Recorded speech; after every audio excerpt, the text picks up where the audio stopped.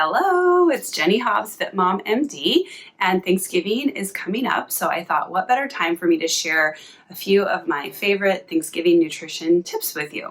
So if you're anything like me, before I started this whole journey and kind of figured things out, you're probably a little bit anxious about the holidays and the food that's going to be there and the temptations and potentially the weight gain.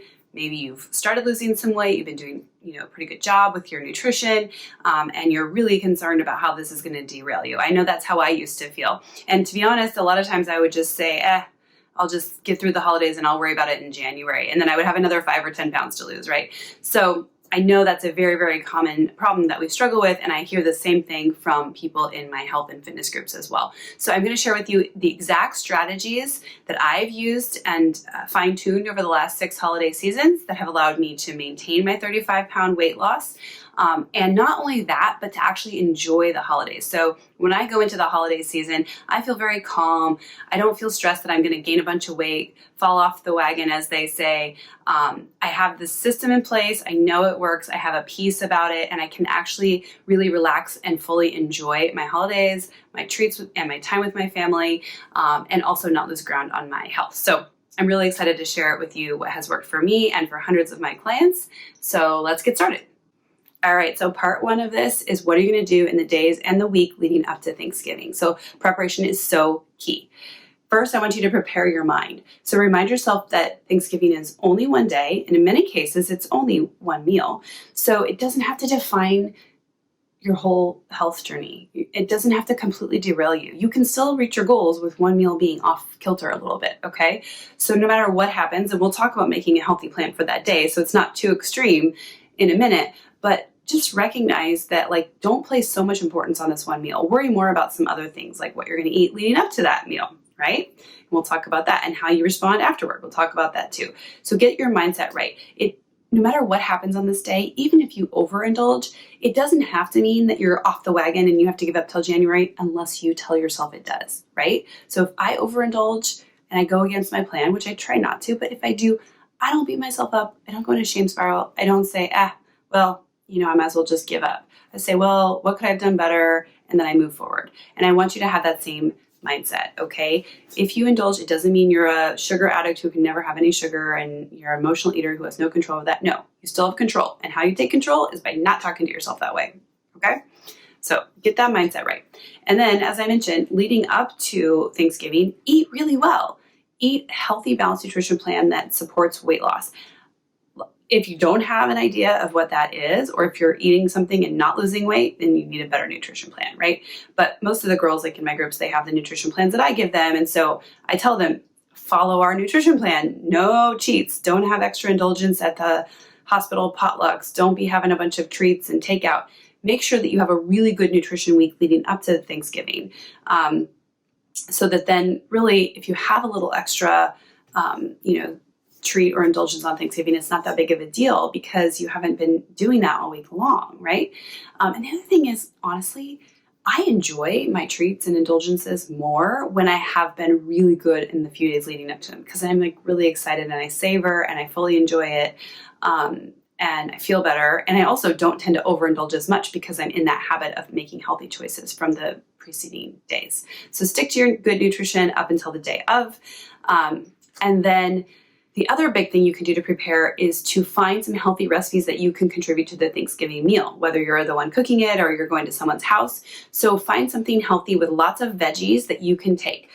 It could be as simple as a veggie and hummus tray. It could be, if there's a salad, maybe you could offer to make the salad so you can make sure that it has lots of veggies and, good quality food in it, so it's really filling and fresh. Maybe you're going to offer to take some roasted veggies. My husband and I have found a ton of great recipes over the last 6 years of having a healthier Thanksgiving. And in fact, I will drop some links below for some ideas if you're looking for them. But many times my family has been hosting, and honestly, the veggie that they might have might be a Caesar salad and green bean casserole, neither of which has a lot of actual positive nutritional value and has a lot of, fats and carbs and things and very calorically dense. And so, a few years ago, we offered, hey, we'll bring roasted root vegetables, and it's got a drizzled balsamic sauce on it. And so it was very, fresh and clean and healthy. And when you roast vegetables, they caramelize a little bit. They get kind of this natural sweetness to them. And people loved it. Everyone told us how great it was. It was super simple and it was very healthy. And sometimes people just don't, they're used to making their traditional recipes, and they just don't know the healthier ways that you can make vegetables taste so delicious. And there's tons of examples of this. We have a great asparagus recipe that we've made, broccoli recipe, Brussels sprouts, those roasted vegetables. There are plenty of ways you can find a healthy alternative. Some people like to put some cauliflower kind of in with the mashed potatoes to kind of add some veggies there. Try to sneak those in. I haven't actually done that very successfully, but I'm also not a big cauliflower person. So anyway, like I said, I'll drop links below, but think of how you can add some healthy, veggie heavy dishes to the rotation at Thanksgiving. And you might be surprised. Other people might actually really love them too. So that's kind of how you're going to prepare yourself before the day comes. All right. So part 2 is what you're going to do on the day of Thanksgiving leading up to the meal. So first and foremost, I want you to think about just continuing your current healthy habits like any other day. So drinking plenty of water, starting your day by drinking 16 ounces of water, making sure you're getting at least half your body weight in ounces of water throughout the day. Exercising, yeah, you can't exercise away a bad diet, but it puts you in a positive frame of mind, boosts your mood and your energy, which you always need when you're heading to one of these big family events, right? And it puts you in this frame of mind of fueling your body and feeling positive towards your body, wanting to treat it right. And you'll feel confident when you get there. And you'll say, okay, I kept that promise to myself. I can keep more promises to myself at this meal, right? And, it's not going to exercise away the pumpkin pie that you're eating, but revving up your metabolism can't hurt when you're going to an event where you're going to be eating a lot more, right? And then what I do during the day that works well for me is I continue to eat food. So I don't, have nothing to eat all day long and then go to the event starving and then pig out. That doesn't work that well for me. I find I don't make great choices and I get very headachy and grumpy and then I'm kind of like, I eat the wrong things and I just feel gross. So what I do is I eat my usual balanced meals, lots of veggies and protein, and I kind of skip the carbs because I know I'm going to have more carbs when I get to dinner. So salads and things like that are really good choices. As I've mentioned, I drink Shakeology, which is this really great superfood shake that has protein and probiotics and all kinds of vitamins in it. And it also has been shown to actually decrease cravings and food intake. So I typically drink my shake right before I go to the event. So I'm feeling nice and full and satisfied. My sweet tooth is satisfied. And so then I know that if I choose things at the meal, I'm going to choose things because I really enjoy and want them and not just because I'm hungry or craving them. So that works well for me. If you don't drink something like that or you don't want to do something like that, you could always do like an apple with some almond butter or peanut butter before you go, or, a salad or something like that with make sure you got some good healthy fats on there to help you feel really full and satiated. But that's kind of how I prepare myself for the event. I know there's a lot of people talking these days about intermittent fasting. So if that works for you, of course you could do fasting through the day and then do the meal at Thanksgiving. Just depends, what is your normal routine? I would say stick with that as close as you can. So part 3, what are you going to do at the actual Thanksgiving dinner event, right? So first and foremost, I want you to know that this is about making choices and setting priorities for yourself. So you're going to think about what are the treats and indulgences I love most? Is it my grandma's apple pie? Is it, mashed potatoes and gravy? Is it the dinner rolls? Think about what you most want, and particularly when it comes to the carbs at the meal, which are the carbs that you most enjoy, and which are the ones that you can maybe live without? Because you can't probably have all the carbs that are going to be there, but you can absolutely have the ones you like the most, okay? So you'll get to the event, and then, if the meal's not starting and there's food out to snack on, pick the veggies, okay? I know I sound like a broken record with this, but yeah, there's probably going to be stuff there that looks better than veggies. That's just the way that it goes. Sometimes we choose the thing that's better for us and not the thing that looks the best. So start with the veggies, get yourself started, filling up with healthy things. This is why I think it's great to bring some veggies if you're able to bring out a dish so you have something healthy to eat. And then once the meal actually starts, I want you to look at your plate and think about having half of your plate full of veggies. And so by veggies, I mean those roasted veggies we talked about, or a salad or something like that. sweet potatoes, mashed potatoes. Those are actually technically, going to be in your carb section, not your veggie section. And then just remember, a lot of veggie dishes have like extra carbs added on them in the form of sugar or toppings or things like that. So try like a really healthy veggie dish for half of it.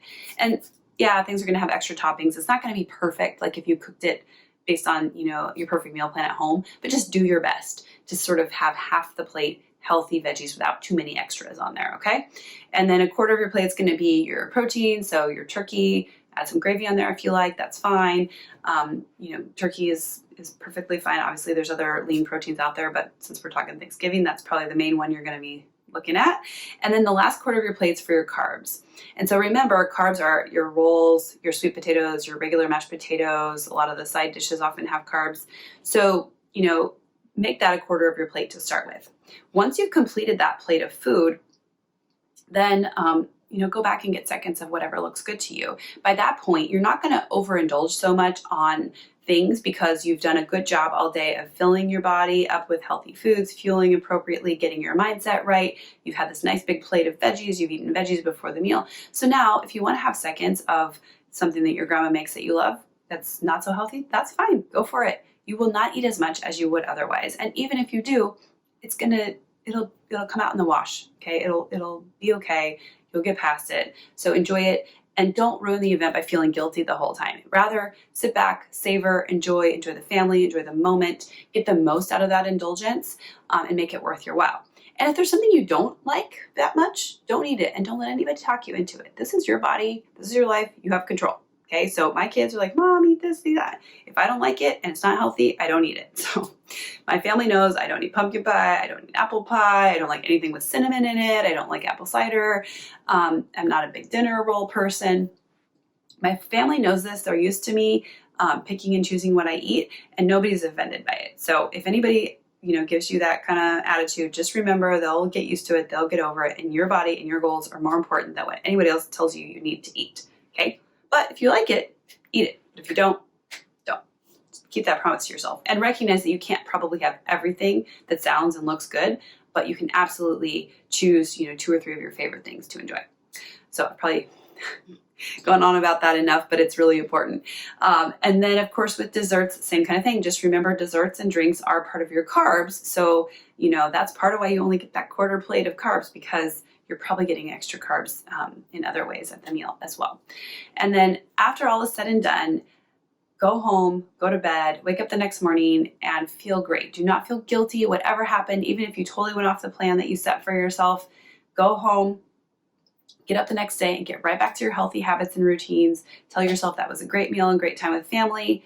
If there's something you wish you would have done differently, acknowledge it so you'll know for the next time, and just move forward. And trust me, if you do that, you will be fine, and you can do that with every holiday meal, and then you will not see your progress slow down. Okay, so there you have it, my top Thanksgiving nutrition tips. I really hope this is helpful to you. Please let me know below what carbs and treats you're going to indulge in this time and which ones you're going to skip because they're just not worth it. I'm really curious. I'd love to hear that.